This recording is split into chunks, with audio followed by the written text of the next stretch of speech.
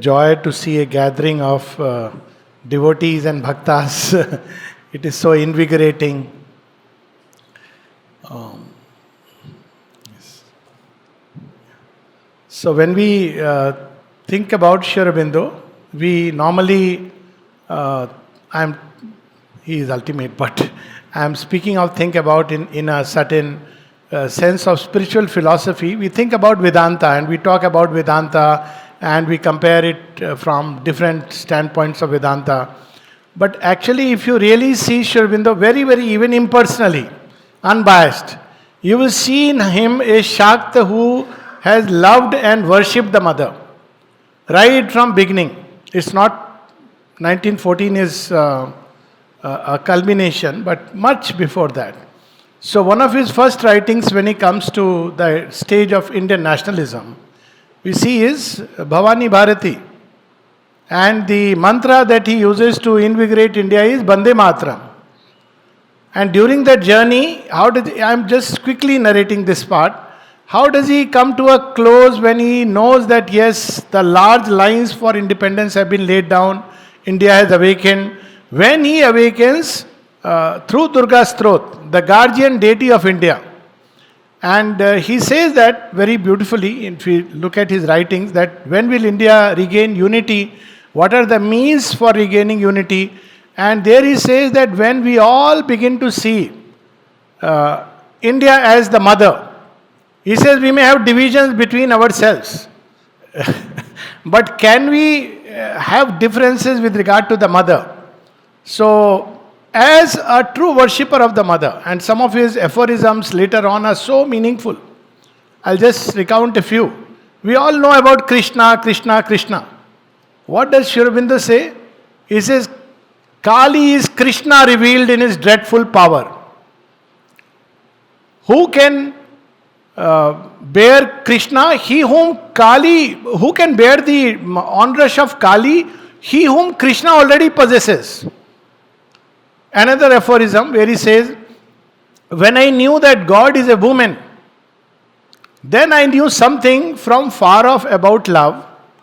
But when I became a woman and worshipped and served him as my paramour and beloved, that then I knew about love in the true way. All these are aphorisms of Sri Aurobindo. And this particular last one, Mother has given a very, she said, oh, when did he write it? When I knew God is a woman. But when I became a woman, just see how Sri Aurobindo is writing. And many of his aphorisms, especially those with Krishna, wherever there is Krishna in Sri Aurobindo, there is Kali. Even when he says, when will this world become perfect? When each man and a boy and a girl will be like Krishna and Kali. So please, when women assume the form of Kali, please worship. Don't get annoyed. Don't get disturbed. Yes. Because Kali, she is also the Divine Mother. This is something very fascinating. Even his poems, Krishna and Kali, the dance of Krishna and Kali. So, before we speak about coming in inner contact with the Mother, I think just as before we know about Parabrahman, because we can't know, he's the unknowable. So people say, if we can't know, how are we going to know? So Sri Aurobindo says we can know or know him through his manifestations. So before we can know about the Divine Mother, there is a long journey, and the Mother herself speaks about it. That one comes to me after a long journey. And she doesn't say what that long journey is, but my own feeling is, one of them is worshipping the feminine in creation. So we should understand that it's not just about worshipping the Divine Mother and concentrating on her, but mistreating the feminine element in creation. She will not appreciate that. Because when we look at all the four aspects, we'll come to it a little later.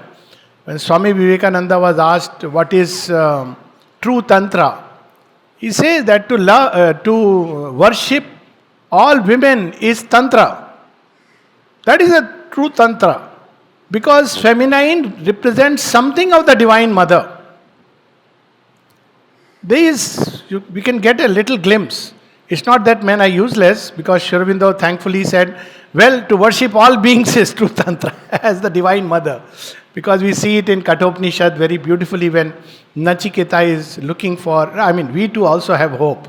Okay, so but it's important to set the clock right. One of the things that Sri Aurobindo has done is set the clock right, because all the time we hear about Purusha, Purusha, Purusha, but he suddenly puts forward Shakti.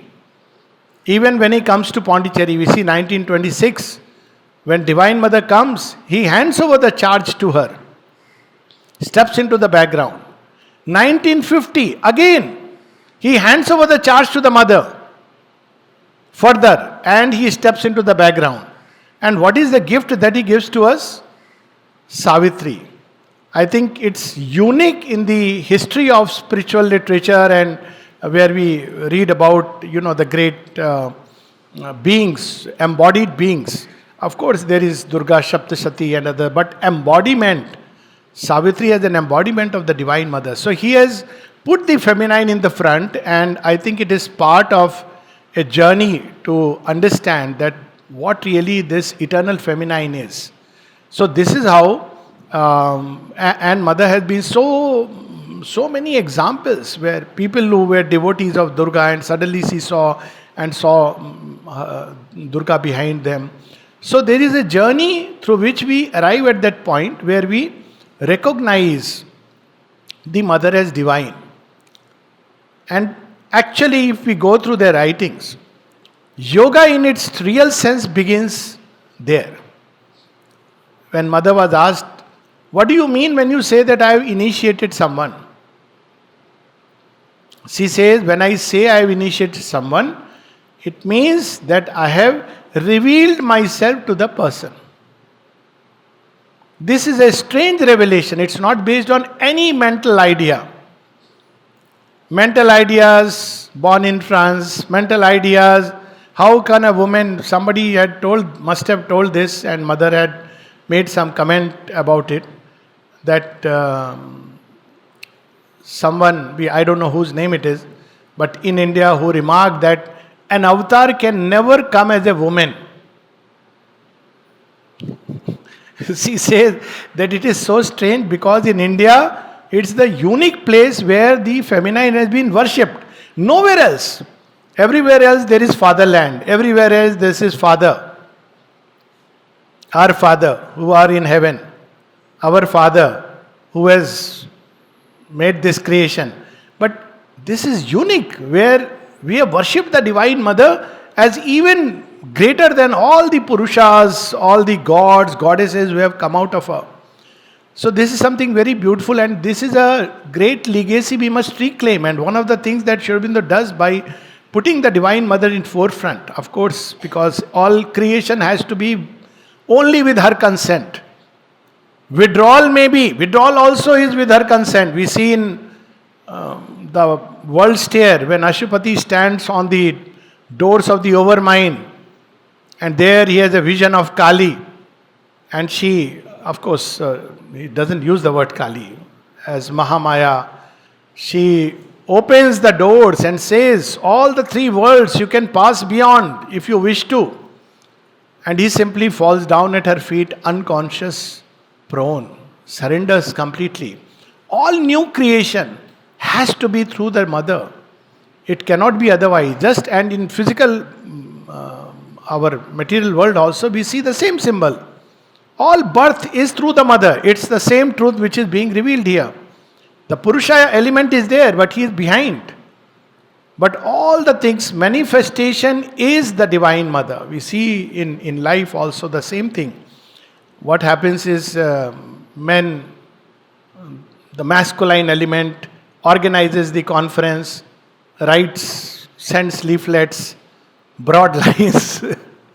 All organization, from the food that one has to eat, from the little details and everything. You see the feminine. So first thing we must learn is to respect this feminine element in creation and see something of her everywhere. So when Nachiketa asks Yama, tell me the secret of immortality, one of the signs he gives is Look into your heart, not exact words, but look into your heart. There is Aditi seated in the heart.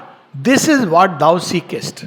If you find her, you have the immortality, secret of immortality. So the mother says, I reveal myself when I say initiated someone. When Sri Aurobindo was asked that since you and the mother are one and the same, if I turn only to you, it means I will receive from you and the mother both. Logical mind is fantastic. Huh?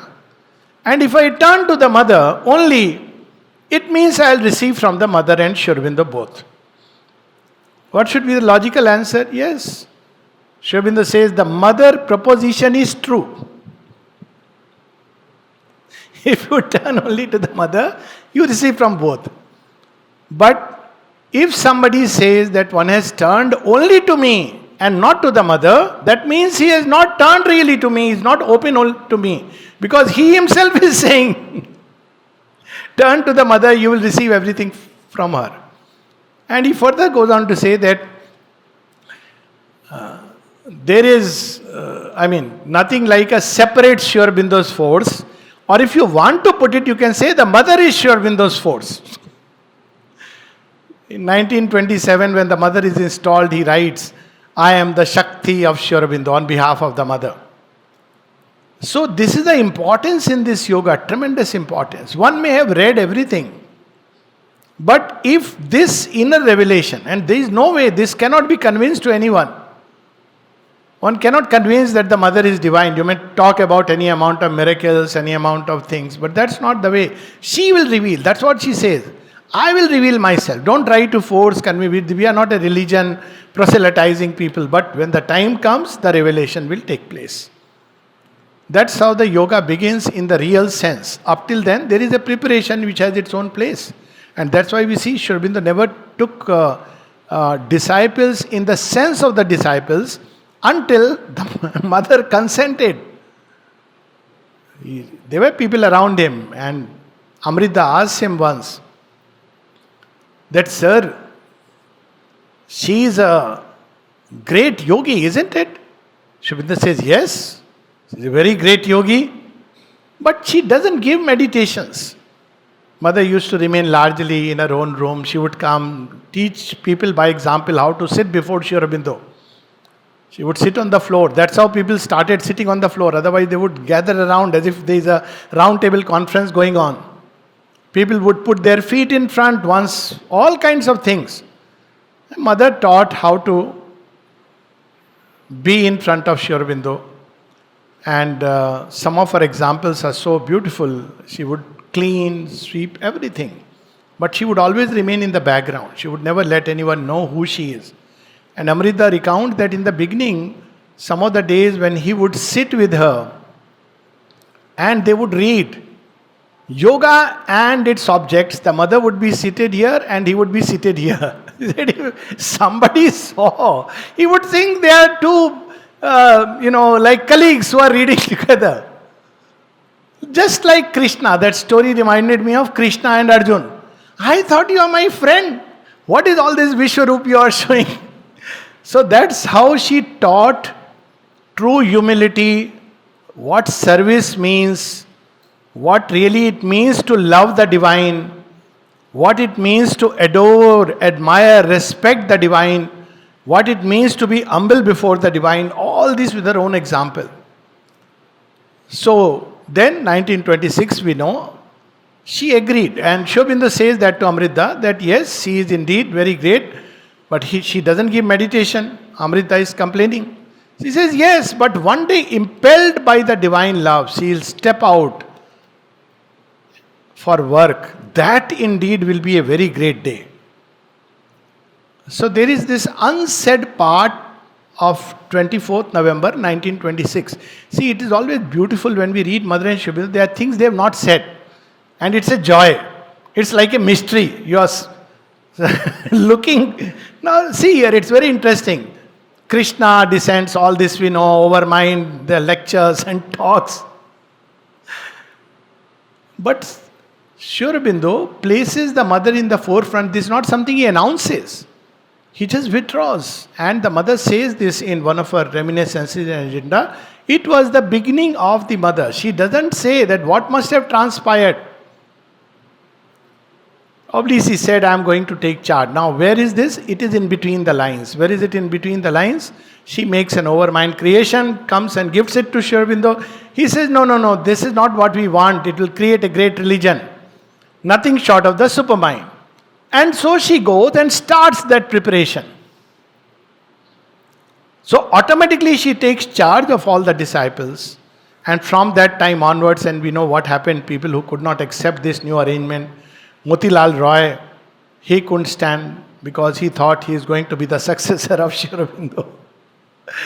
And then of course Barinda, he couldn't stand. 1930 he went away, he couldn't accept the mother. There are instances where people were asked that if you cannot, and I don't want to name because they are well known, but Sri Aurobindo went on to say, if you cannot accept the mother, it's better that you go away.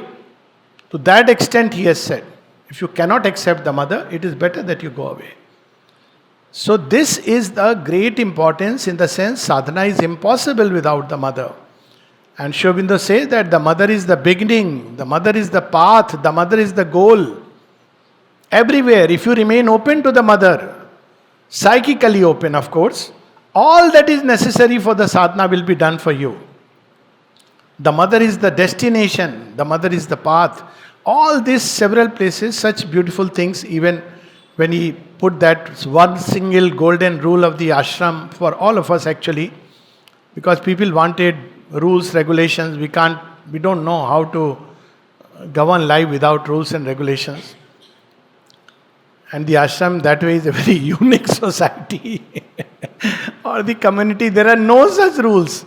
Nobody tells us what you should eat, what you should wear, what time you should sit and meditate, whether you should offer this agarbatti, that flower. Nobody tells. So people wonder, what is the rule? Tell me one rule. Should I meditate at this point of time on the heart chakra or head chakra? None of these. And yet, it's growing and people are moving forward on the path of yoga. So when Sri Aurobindo was asked, tell us one rule at least. How can we are lawless people, how can we live without rules? Every yoga, Patanjali Yoga Sutra has yama, niyama and all those things. It's a different matter that even practicing one yama or niyama is lifetime sadhana. You can never go further. All those who are lovers of Patanjali Yoga Sutra, I just ask them, tell me one yama or niyama which you have practiced throughout life. But here, what is the rule he gave? It's known as the golden rule of the ashram. Not of the ashram, for all of us, but that time there was only this small little community. Always behave as if the mother is looking at you. Always behave as if the mother is looking at you, for indeed she is always present. And then we know a volley of questions that people ask Sri Aurobindo, what do you mean? And then he answered them systematically. Then one single book, people often ask so many books of Sri Aurobindo and the mother, which one should we read? As they say, one shop stopper. That is the mother. All through we see the mother. How to turn to the mother, how to worship the mother. How to worship the mother? We all are born and brought up, at least most of us I think, in the tradition of worship. How do we worship? We worship it by some flowers, some mantras, some agarbatti. On Deepavali, some people do Kali Puja. And after doing Kali Puja, they go on to play cards, and after Durga Puja, they go to the stalls of Mahisasur, which is all around. Music of Mahisasur, everything is but Durga Puja. But how to worship the mother? How beautifully recount these four aspects of the Divine Mother. Everywhere we will see them, universally. Maheshwari, how to worship Maheshwari? Well, try to be wide, calm, impersonal, high above the thinking mind, full of compassion. These are her qualities. She likes that. When mother was asked that Mother, what about this worship through flowers and all? There is a little story when I think it was Jaya Devi. She was known, it seems she was Yashoda Ma in her past life, Shri Krishna's foster mother. And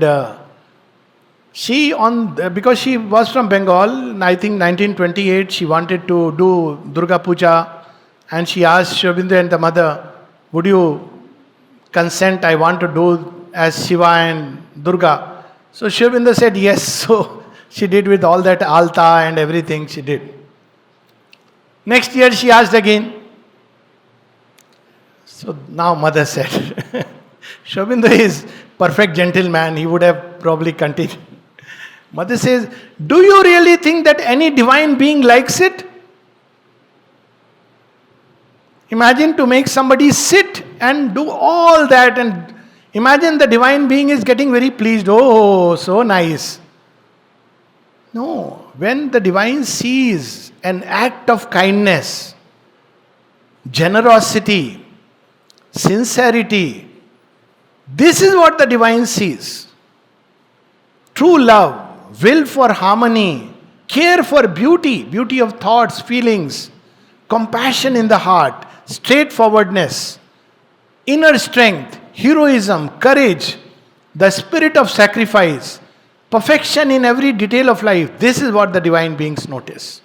It's a universal worship. What a landscape he has given us. I remember one of the small little incidents in Air Force days. On the way, my scooter had got, those days scooter, nowadays I don't know what has happened, it doesn't get puncture. God, that joke.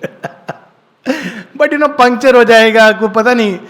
So something happened, and fortunately perhaps scooter knew that, or mother's planning to give an experience, so the scooter stopped just near a shop, repair shop, and it wasn't a puncture. Otherwise puncture you can start imagining. So the man came and he was playing with his instruments when he was doing things. Trust me, that day I felt I had an experience of Maha Saraswati working through this boy. Young boy. I still remember that image, one of those images of all the things. This is a significant image of my life. When the scooter stopped and this young lad comes out and he says, what is the problem? Then he starts wielding his what is that called, through which you open the nut bolt, spanner. And the way he was doing, it was like magician's fingers.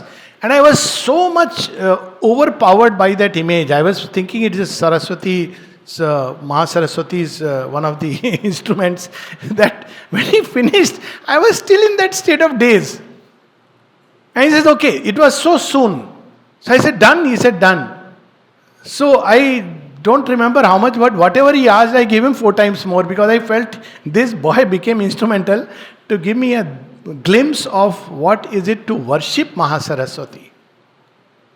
So he has made this universalized.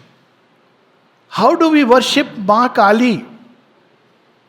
Okay, we can do all those things. That's a different matter, if it pleases the heart. But it doesn't necessarily please the God, the deity. How is Kali pleased? The impulses that are straightforward, frank. And where do we practice the real frankness? In front of Mother. I understand that nobody understands truth, even if one is ready to speak about it. Very few will understand it. But to the Divine Mother, we should be completely frank. Mother says that if you are frank and sincere, I can help you. But when we are insincere, and insincerity starts with mental honesty, to see oneself as one is in the different parts of the being. Since we are at this small little word, sincerity, because yesterday only someone said, if I am honest and sincere, I'll go through. I said, it's a very big word. Normally we mean by sincerity that whatever is coming in my frankness, as whatever I am feeling, I express it. If I am angry, I express it. See how frank I am. That's not what is meant by sincerity. Sincerity is to organize every impulse, emotion, thought around the highest So if this impulse of anger comes, expressing it is not frankness and straightforwardness. That any Tom, Dick and Harry will do. Rather, one should at that point of time hold it, discover what is the highest state, and then to turn that impulse, worship her by offering this. How is Mother Kali pleased? She is Namund Malini. To cut and offer at her feet this head. But instead, what we do? There is mother's picture, Aurobindo mightily sitting there, and we flash out our cards, bio cards, and distribute it. Reads so silly actually. Imagine they are really present, it's not a picture. And when they are present, just imagine Aurobindo and the mother are sitting here, right there, and we flash out our card and give it to someone. Right in front of them. So always behave as if the mother is looking at you, because indeed she is always present. And then he goes on to say, do nothing. Try to think and feel nothing. That would be unworthy of the divine presence. There's so many instances. She would catch the thoughts. So many instances.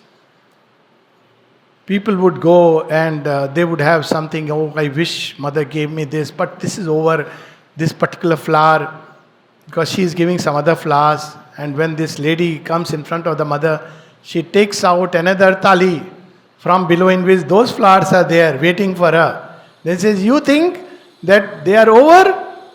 I have kept them for you. It's a living relation that we have to form with her, and a relation which is universal. Whenever we seek beauty of expression, first start with us. We are seeking beauty outside and only physically. But when we seek to grow in beauty, there is a prayer of the mother. I love that, one of the best prayers. I mean, every prayer is wonderful, where she speaks about the law of beauty. And beauty is about form. Of course, beauty is formless, but it expresses through form. How about form of speech? When our speech is not beautiful, when it is ugly, when it is full of words that are harsh, damaging, will Mahalakshmi be happy about it? Ah, my child, well done. She steps back. Very beautifully Aurobindo describes Mahalakshmi. She is not the one who will insist. Kali will throw us out of the way. She never insists. She will quietly step back. So people will say, so what happens when she steps back? Love passes away from the heart. And then we are seeking little bit of love here, little bit of love there. When love passes away, joy passes away from the heart. And when joy and love pass away from the heart, the spirit of harmony passes away from our life. And our life is filled with chaos and disorder. And all because we didn't know what is the demand of Mahalakshmi. Beauty and harmony in the thoughts and feelings. Beauty and harmony in every act. That's how we see in Indian culture. Even war was turned into an art. Look at, read in Mahabharata, in Ramayana, it's so wonderful. You don't know whether they are having a fight or they are playing together. It's an art. Kalari Pattu, we have also Kalari Gram here. It's an art. Sword fighting, fencing was an art. Dhanur Vidya was an art. Because even there, Mahalakshmi, she must be in everything. So beauty and harmony in every act, every gesture, every posture. Beauty and harmony in life and surroundings. And then he says, this is the demand of Mahalakshmi. It's not about plucking a flower and putting it. So we must upgrade. This is a new consciousness, a new age, and new forms of worship must come up. Old forms had their usefulness, but usually they could hardly draw the highest. They would draw deities on the lesser planes, and yet they were permissible at some point of time. They still have their utility. Like in Tantra, we have these three forms of puja or three forms of yogis. Those who are still in the stage of the animal kind and do, Bahya puja, because that's how we can understand. Those who are the Veer Bhav, and those who are Devakoti, they are able to do it inwardly, subjectively. So to love Mahalakshmi, to worship her, and then what happens? Wherever she presses her feet, flow miraculous streams of an entrancing Ananda. And these things were there in our culture, which we have forgotten. So whenever, as I said, we have to universalize this. When a woman entered the house, and I'm sure it's there all over India, across board. So, who was coming? Annapurna and Lakshmi, isn't it? And if you misbehaved, she could turn Kali and Durga to put you in your right place. She's Annapurna, she's Lakshmi, this is there inbuilt within us. But if we just turn to her and say that, okay, I'm worshipping Mother and have a picture and do in our dealings in everyday life, just the very opposite. So it's a total change within us that is necessary. Same with Mahasaraswati. What does she doesn't like? She is averse to histrionics, drama. She doesn't like that. Oh, Mother, I am having this. She will say, always complaining, why have you given me this? Why have you given me that? All histrionic and drama. And then what does she do? She's not like Mahalakshmi who will step back. She will mercilessly, with a divine irony, expose. Something will happen and suddenly all that drama, baji will, all that show and sham will go away and you will stand almost brutally naked. She will show that, look here, don't do this drama, baji. Be sincere, be simple. And then what does she become? A tranquil counselor and mentor, a friend in our difficulties. A tranquil counselor and mentor, chasing away with her smile the clouds of gloom that assail the seeker. What will be the sign that she is happy? Depression will be depressed. Because the fellow will say this fellow is not allowing a door of entry. Why? Because Mahasaraswati is chasing it away with a smile. Every time depression comes, he sees Mahasaraswati is smiling. Oh my God. After some time, he'll leave you only. Why? Because one is worshipping Mahasaraswati. How? What does Mahasaraswati do? She puts everything in its right place. Rit Chit. That's why she is also the goddess of knowledge, but detailed knowledge. Mahasaraswati is the goddess of wisdom, where she lays down the large lines, but everything in its right place. Everything has its method and process. You can't pick up a guitar and say, well, I know how to do, and you just do anything. Everything has its law, process, the sciences, the arts, dealing with human beings, which we have forgotten. These things were there. That's how Indian culture was brought up to this heights. And one of the ways that through this, Aurobindo is making us reclaim our own heritage. How people would, I'm sorry to, just a little digression. I feel so amused when people say, oh, Lucknow kya culture? What culture in Lucknow? Adab. I think then we don't know what it was in Indian Sanskriti. A simple act of doing namaste can be so beautiful. Not high. With that, then yes, Lucknow culture is better than that. But look at the way we, in everything, the language itself, we have forgot. I remember as a child, even I grew up a little bit like that. Pitaji, people will laugh. Sounds like a movie in the 60s. पिताजी मैं बाहर जा रहा हूं आपका आशीर्वाद चाहिए. Most of the time my mother would be there. माताजी मैं जा रहा हूं. Till people started actually laughing. Why are you laughing? They call their mummy, Mataji, moms. Now it is even, I don't know what it is. It's okay, nothing wrong. Your heart should be clear. But I'm just saying that what was that kind of thing that you touch the feet, actually touch the feet, take blessings and go. I'm not saying we should come back to that or we can come back to that. I'm just saying that how it was interwoven in the whole culture, everything in its right place. Tools, instruments. Go to a woman's kitchen in India and you will have a darshan of Mahasaraswati. Even of course the way she organizes the house. One of the things when I went to USA, my first visit, so when I got up in the afternoon or whatever it was, evening by my standards, but afternoon by the light outside and all that, and I needed a cup of tea and nobody was around. That's not how we are in India. Somebody would be around to take care. So I needed a cup of tea and I went to the kitchen and I figured out, and of course the only thing is I didn't know how to switch on the gas lighter.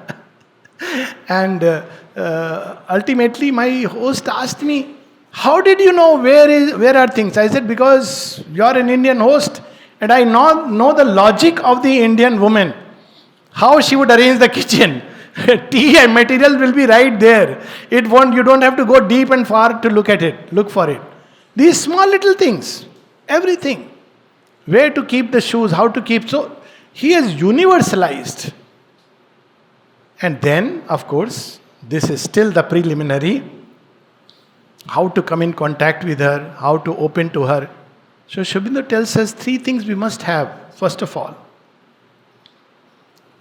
we are in front of the infinite consciousness. So we must have consciousness. Unconsciousness will not do. And how the mother would change her, how she would respond. This consciousness in everything.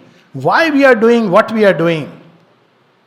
There are people to whom mother said, someone asked the mother, Mother, I have got an invitation to go abroad for something. Shall I go or not? And mother asked, what do you want? He said, Mother, I don't want to go. Whatever you tell me, I don't want to go. Mother said, oh, really you don't want to go? See, this is called merciless mother, or at least conscious parts I don't. The kind and gracious mother said, okay, you go. See, anyway, somebody will go. It is better that my child goes and represents. So this is how she wants us to be conscious. We know how once Amal Kiran, he is standing, Mother's Chariot. It has a lovely number, Pondicherry 1012. So I always say, what a car number it is. 1012. Now I don't want to start a lecture on that. But think about it, our car number. The car that mother used to use. And Amal Dai is standing in his style with his right leg on the bonnet behind, not bonnet, whatever, below the bonnet there is that, and he was standing behind. Mother comes and gives him a nice slap. What, mother, what did I do? Can you be unconscious on the battlefield? Oh, what is this unconsciousness? This not just car, even a material object should be treated with respect. He says, when you don't treat material objects with respect, it is a sign of unconsciousness. Why? Because nityo nityanam chetanas chetananam. There is consciousness in everything. So very often we all do that. Pull the chair, push it. Simple act of poor fellow, if he could complain, he will say, I'll see you when I am reborn as a human being. I am just joking. So, to treat things with that kind of respect, because there is consciousness in them. So this is how she would like us to deal. Consciousness. Second is plasticity. What the mother wants, how she wants us to be. So we have this story of Rishabh Chandji, Jain. And he came and said, Mother, whatever work you give me, I'll do. And first assignment, he was in furniture department, that kill the bugs which are in the cot. Kill. I am a Jain. So he had written a letter of gratitude to mother that tomorrow he will send, you gave me service. He kept that letter on the side. He wrote to Aurobindo. He wrote to Aurobindo that I think mother does not know my Jain background. Aurobindo's reply, whatever work the mother gives you, do it. That is the path to progress. So he says, now I have no choice. So just imagine how she'll break these formations. When we have to obey the divine, plasticity is important. Rigidity won't do. Today she may put me here, tomorrow she may put me elsewhere. Can't complain, grumble, grudge, because the real thing is this inner flame, its journey, its progress. No chair position determines that. It's my inner state, inner connect with the mother. So plasticity. And third is surrender. And surrender implies obedience. Surrender implies that my life now belongs to you. Do with it what you want to do with it. I may be a monkey, but make me your monkey. You know what happened? When God takes a monkey, he becomes Hanuman. All the others went abroad and here and there in search of Sita. And they couldn't find, so they didn't come back. So they declared there is no God. But the monkeys who went and discovered Sita, they came back and evolved into human beings. I mean, just this is extension of Ramayana. The unsaid stories of Ramayana. So we become her monkey. What way she wants us to dance. Pavitrada, when once he asked, see, these are random things, they are not random. Pavitra, can you show me, do you remember how tiptoe dance is done? Heard about yogis doing a tiptoe dance? And he started. He showed how tiptoe dance is done. This is called surrender. I'm not saying doing tiptoe dance is equal to surrender. It's not a ritual, tiptoe ritual every day morning, oh, I'm surrendering to. But if she commands, if she says, keep quiet, sit and keep quiet. If she says, speak. No mental conceptions here. There are so many people who have so many conceptions. One should do this, don't do this, do that, don't do that. People used to ask me also, Alok da is speaking. I said, see, I don't know all these complicated things. I know this, that she has given me this to speak, so I am speaking. I don't think speaking is a big thing. It's like any other thing. If she sends me tomorrow somewhere else, I'll do that. So whatever she commands, each one in his own way, she will give something. It's not about the thing being big or small, but surrender. So this surrender sounds very easy, but it's very difficult. It means to accept her will. To start with, it's an acceptance. It may not be directly her will. It may seem like it's not mother's will. I'm a very nice person. This person is misbehaving with me. I'll teach him a lesson. I'll pray to mother. I'll invoke Mother Kali for this person. Kali will come first and dance over our head. Oh, you had ill will? First I'll sort you out. Then I'll see. We have to learn to accept. That's how equanimity develops. That whatever has come, we accept. And then we pray and aspire. And then she will shift things outer inwardly. So these are the things, and of course, all our day, all our life should become, Aurobindo says a very beautiful line in Durga's throat.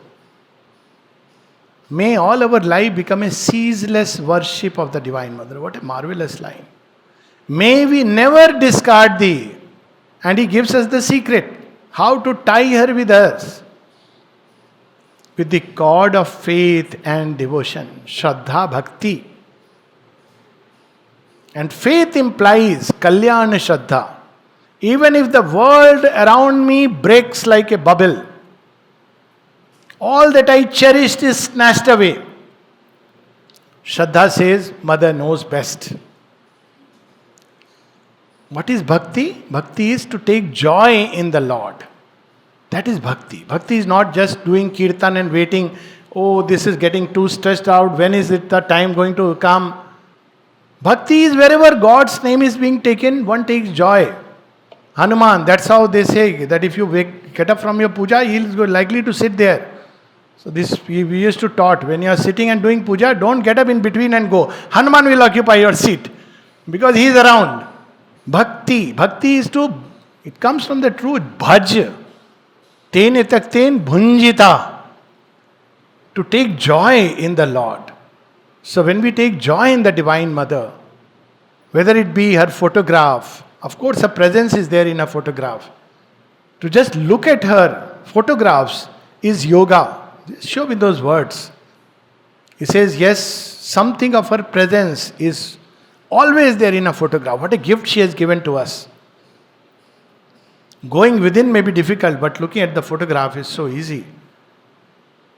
Whether it be blessing packet, books, she was asked directly how to open to the mother. Because Aurobindo has said, open to the mother. How do I open? Several places he has said several things. One is like a flower, just we can imagine that we are opening up. Even a wilted flower will open at her touch. And there's example of that sadhika who went with a wilted flower and gave it to mother. Mother, I am sorry, but it wilted. I mean, that's the only one I could lay hand on. Mother held in her hands, kept caressing the flower while she is talking to this sadhika. And it begins to bloom little by little. It's like that. Just to open. By offering, we open.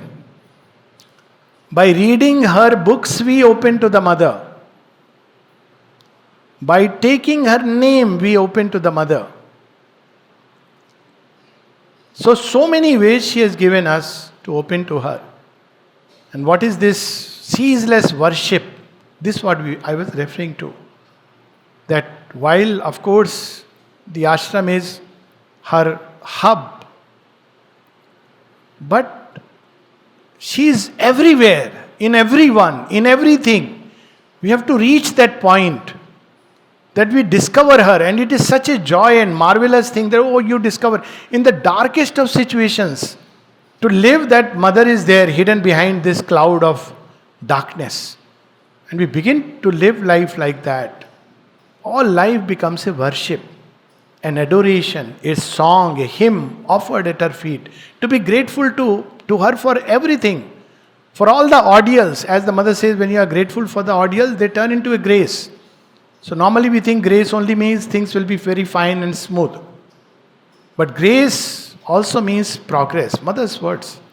So while we turn to her when we are in difficulty for healing and everything, but to remember that sometimes when appearances are totally contrary, then perhaps she is nearest and closest. Because she wants us to progress, because she loves us, she cares for us.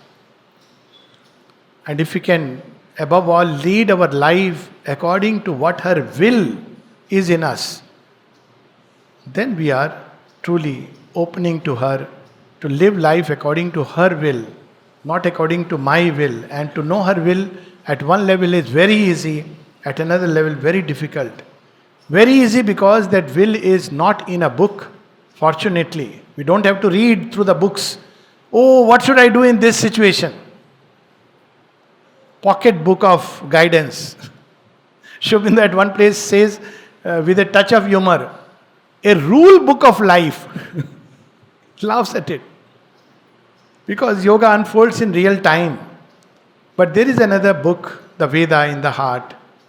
And if we can be quiet, free from preferences, we'll feel that will inside, like an inspiration, like a little gentle nudge. And that will doesn't impose itself by force.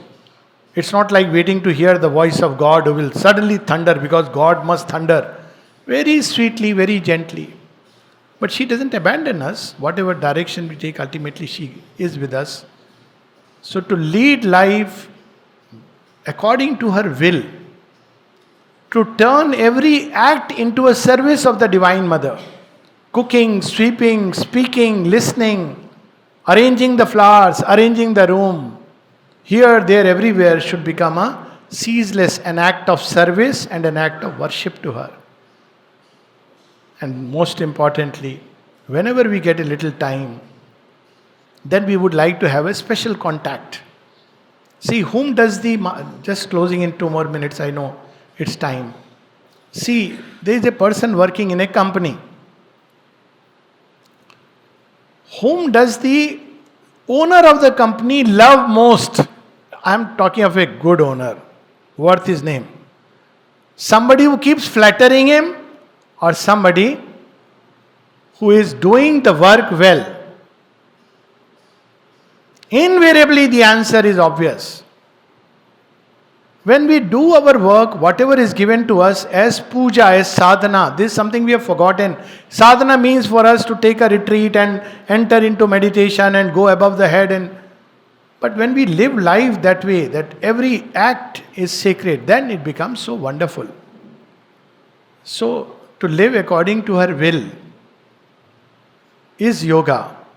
And for that, the quieter we become, the more calm, peaceful, in a state of equanimity, without preferences, without desire, they will come. All this is a process of the yoga, said in one line, but it takes long. But that's the direction we have to move. Mother, I don't want to lead my life according to my desires and planning. I have something, I am putting it at your feet. But according to your planning, your will, your wish, your desire, when we insist things must be this way, we are not on the path. When we do our bit and wait for her to unfold, and the sign of that we are in contact with her, with which we can close, there will always be a state of inner peace and felicity. What else will the divine touch bring us? All restlessness, anger, agitation is a sign that whatever we may be doing, sitting in meditation for 2 hours, we are still curled around the ego. And our contact with the mother means growth of bhakti, growth of faith, growth of surrender.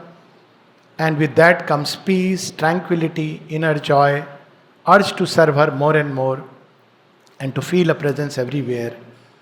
That is the, what shall I say, not just contact, but living in her living presence, ever living presence. Okay, thank you so much. And